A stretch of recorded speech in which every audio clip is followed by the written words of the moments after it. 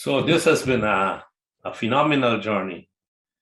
Thank you so much, Acharya ji, for reinforcing so many of the points that I struggle with as I communicate and teach my students.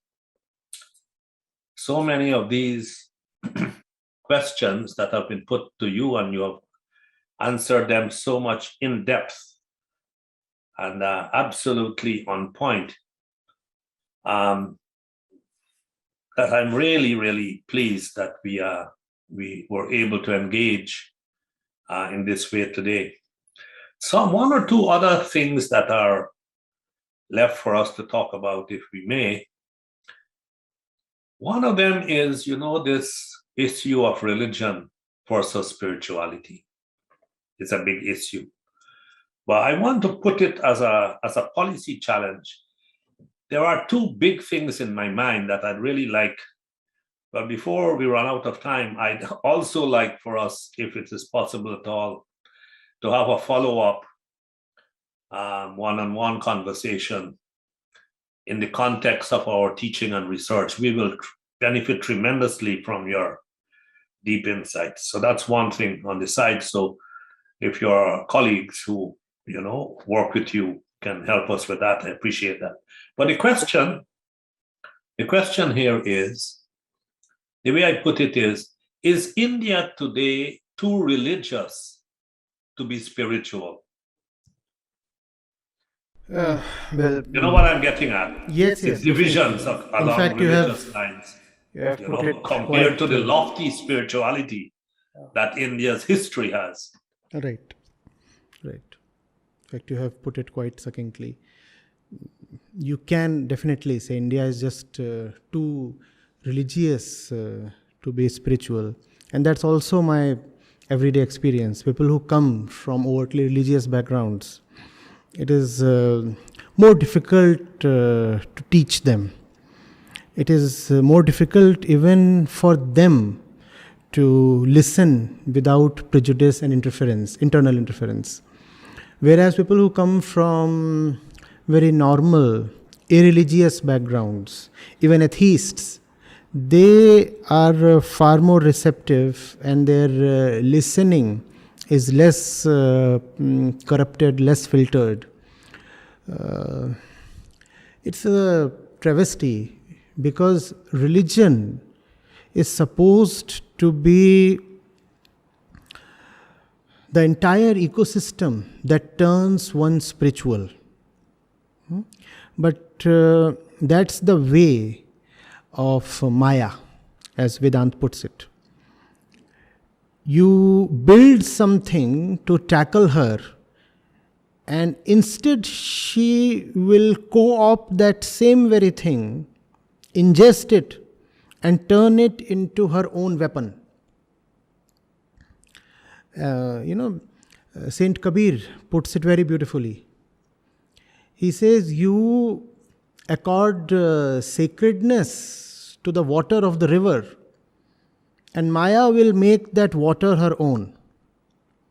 You accord sacredness to the deity in the temple, and Maya will make that deity her own.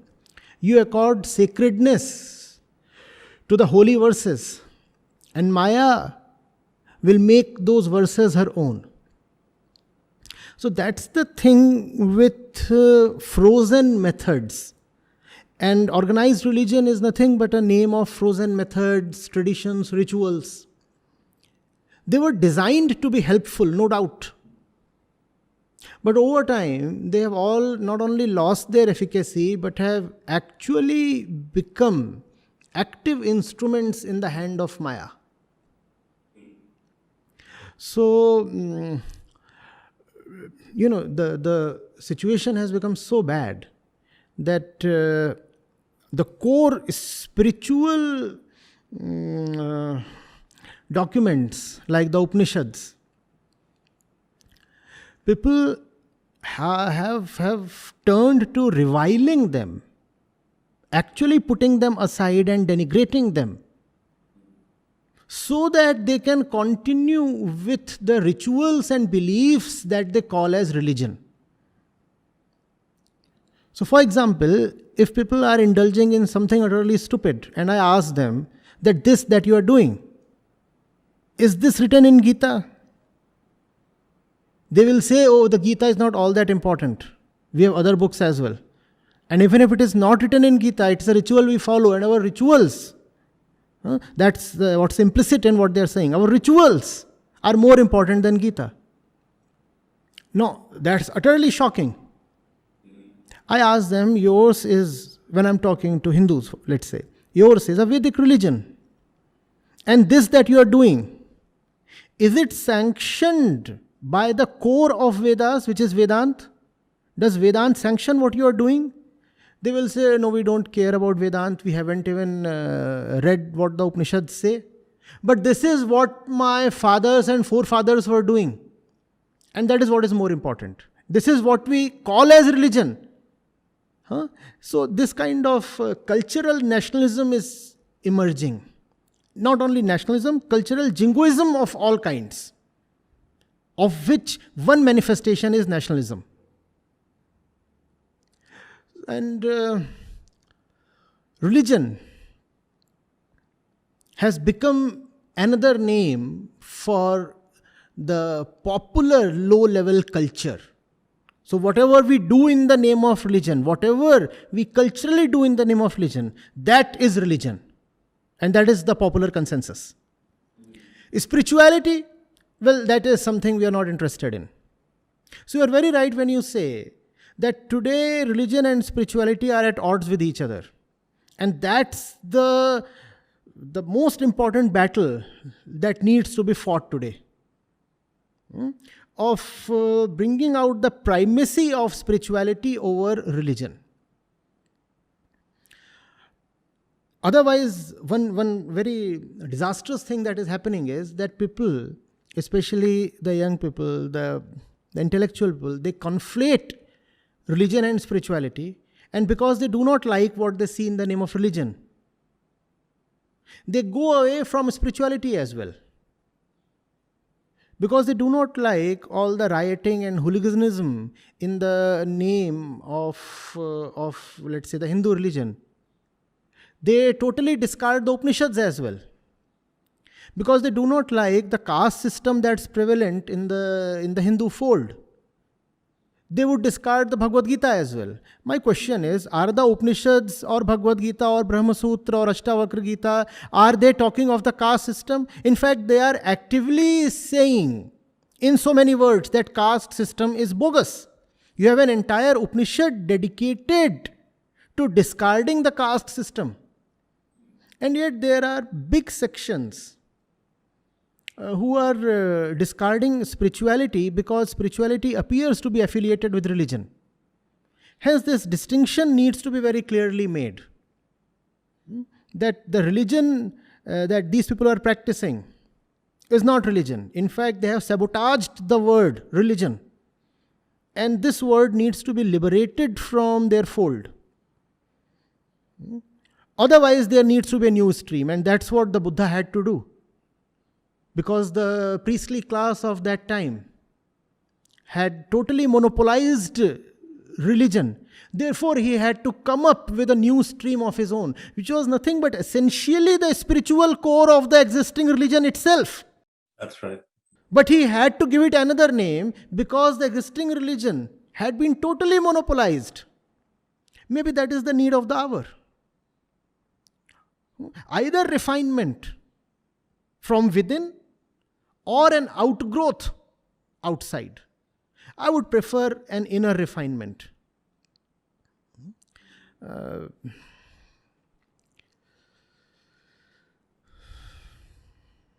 This is indeed, I think, like you put it, the need of the hour. When I started this center at the O.P. Jindal Global University, this was the vision and the challenge. It's both a vision and a challenge. I looked at the lofty wisdom, the spirituality that India had. And I look at India today and I see the divide. And I ask myself, One, we have to find a way, and I hope if we can join forces with other like-minded people and organizations, we can hopefully make some progress. But a bigger, more positive question that comes to my mind is,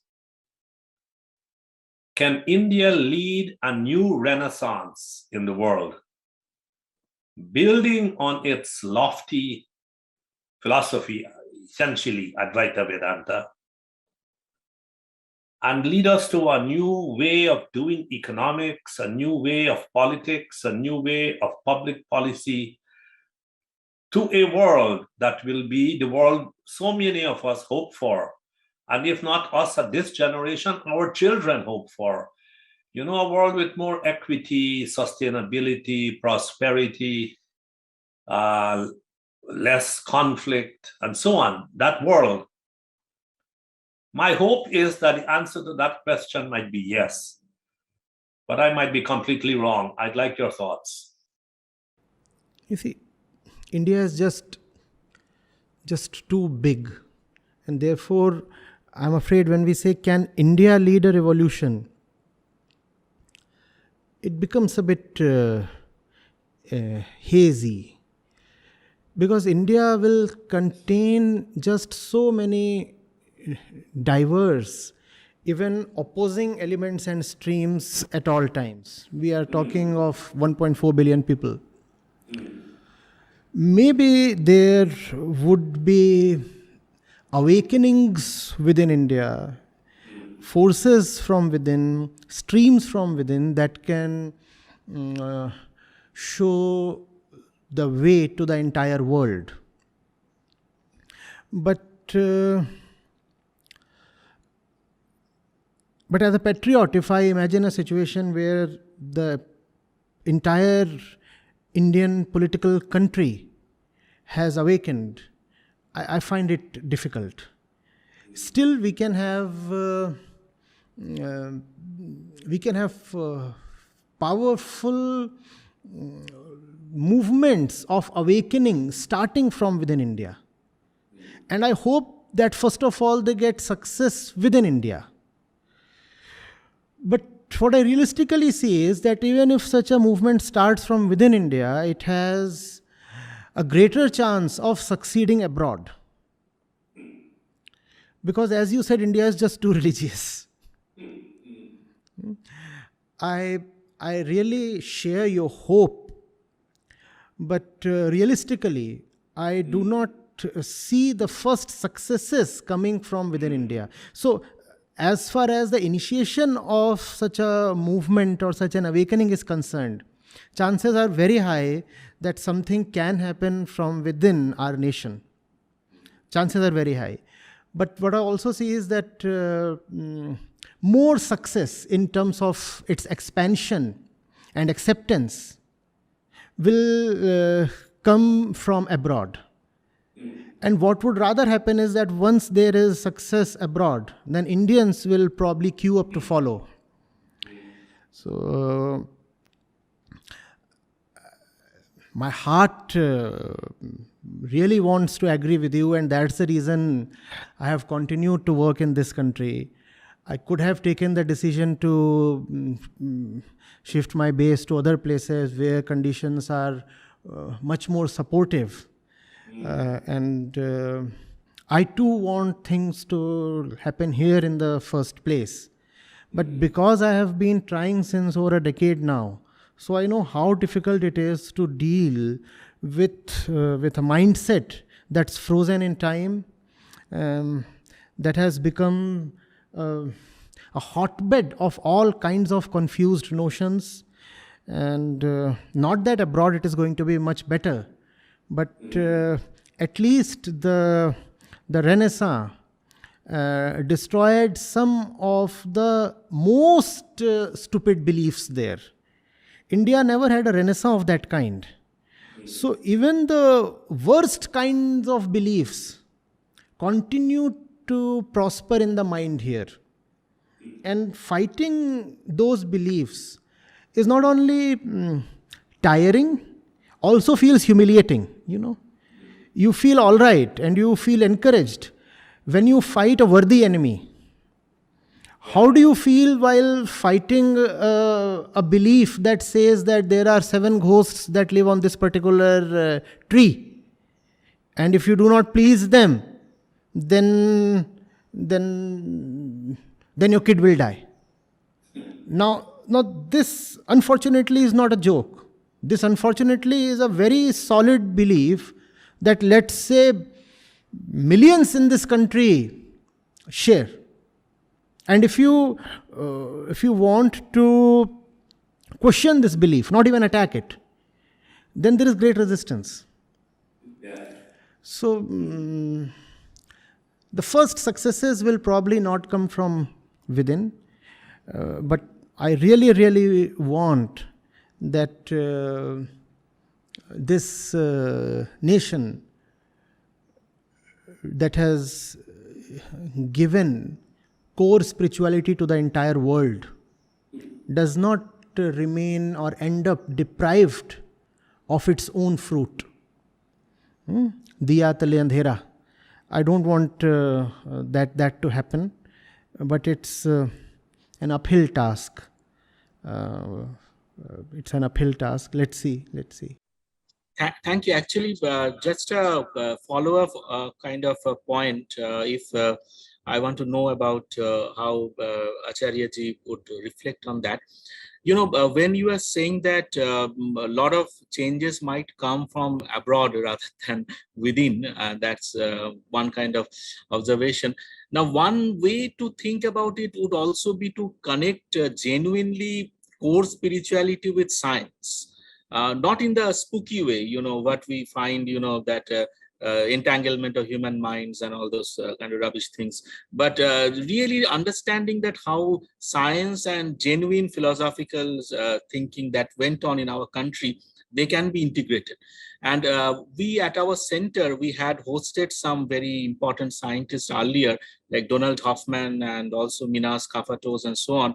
And myself working with some scientists in various papers and books, we have seen amazing synergies between, not only Advait is already there, but Buddhism and Jainism and modern scientific thinking.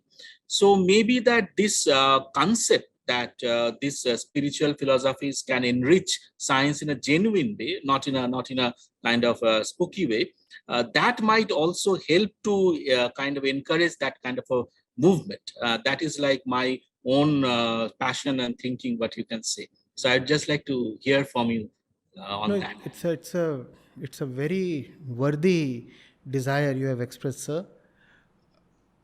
Again, because I care for it so much, so I'll venture to play the devil's advocate again. What is happening is that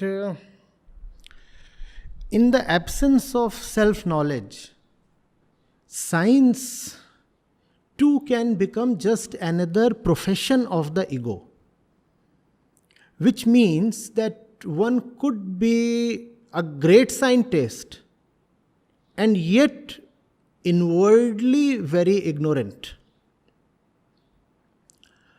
So, whereas it is obviously important that one has a scientific attitude, and verses in the Upanishads are very unambiguous about it. They say you cannot have self-knowledge without having worldly knowledge. So, worldly knowledge is referred to as a Vidya, inner knowledge of the self is referred to as Vidya. And the Upanishads categorically say that if you think that you can have inner knowledge sans outer knowledge, then you will fall into a deep well. So you need to have both, and only then you cross over the bondages of this life. So science is definitely of great importance. But is the scientist above things like comparison, like jealousy, like greed, like ambition? If the scientist too is ambitious and partisan and a deluded fellow, then merely the knowledge of science is not going to help. In fact, that's the reason why I often say that if superstition is going to be obliterated, it's not science but spirituality that would do it. Superstitions will be taken care of not so much by science but by spirituality. In the absence of spirituality, science itself becomes a new modern kind of superstition. Because you see, science is all about the external world. Huh? This is how this moves, this is how that works. What is my relationship with what works and what moves? That science has nothing to do with. And that's a big problem. You may know everything about what this wall is about and all the elementary particles inside it, and you may know the quarks and string theory and everything. But do you know what your relationship with all this is? Do you know who the experiencer of all this is? Do you know who is the one who is experiencing and storing this knowledge? And therefore, do you know who is the one who is going to use this knowledge? If you do not have self-knowledge, then external knowledge may not be of much help. It becomes a throw of dice. You do not know what will happen. The safest thing that may happen is that it may not be of much use. The worst thing that may happen is that it may be put, such external knowledge may be put to very, very devastating uses, like the kind of uses we have put nuclear energy to. So, I'm sure I've not given a clear answer. Science obviously is very important. I keep stressing that one cannot be ignorant of science and hope to be self-aware. But I also want to assert that science without spirituality is very, very problematic. And just because one is a scientist, one does not become wise. Yeah. Thank you. Thank you.